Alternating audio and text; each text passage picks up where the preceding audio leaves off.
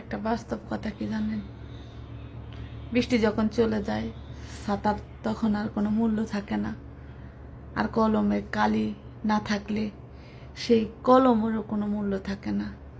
ঠিক একটা প্রবাসীদের ফ্যামিলিদের কাছে কোনো মূল্য নাই।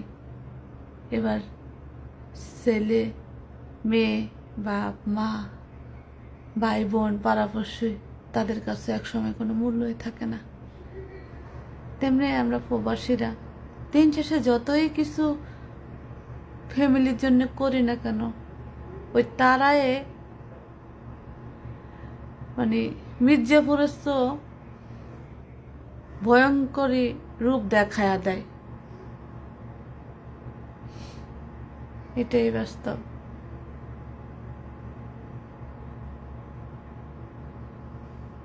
এই শালার বিদেশ যদি না থাকতো, শখের বয়সে একা একা থাকা লাগতো না। টাকার কোনো দরকার নেই, শখের বয়সে শখের ব্যাটারি দরকার। আমার এই প্রবাস লাইফে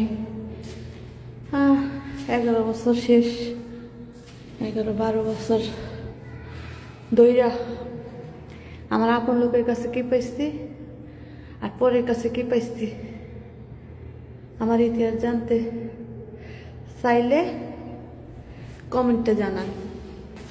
আমি সবাইকে বলবো কি পাইছি কি হারাইছি। ওকে, কমেন্ট করে জানতে চান? তুই আবার আবি, ঠিক আছে? এই ছোট আছে না, এই ছোটরে দি তোরা লাইতে বাইর করুম, ঠিক আছে? ওই টোকার বাচ্চারে আর তোরে, ঠিক আছে?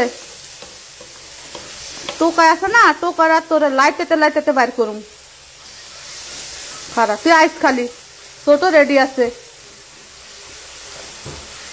আবার আবিনি আর মুখে স্যাপ দিতি, চুরি করতি, বাট ফারি করতি, আবার আইস।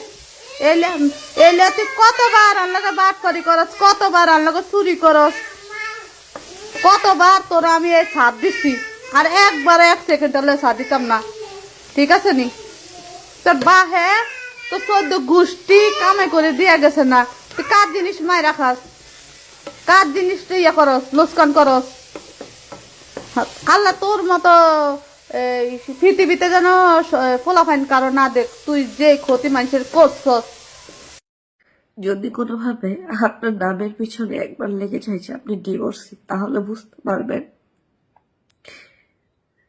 দুনিয়াতে বেঁচে থাকা কতটা যন্ত্রণাদায়ক। প্রত্যেকটা মুহূর্তে, প্রত্যেকটা পদক্ষেপে আপনি সবার কাছে বোঝা, হোক সেটা বাবা, হোক সেটা আত্মীয় স্বজন। একজন মেয়েকে তার স্বামী ছাড়া প্রকৃত অর্থে কেউই ভালোবাসে না।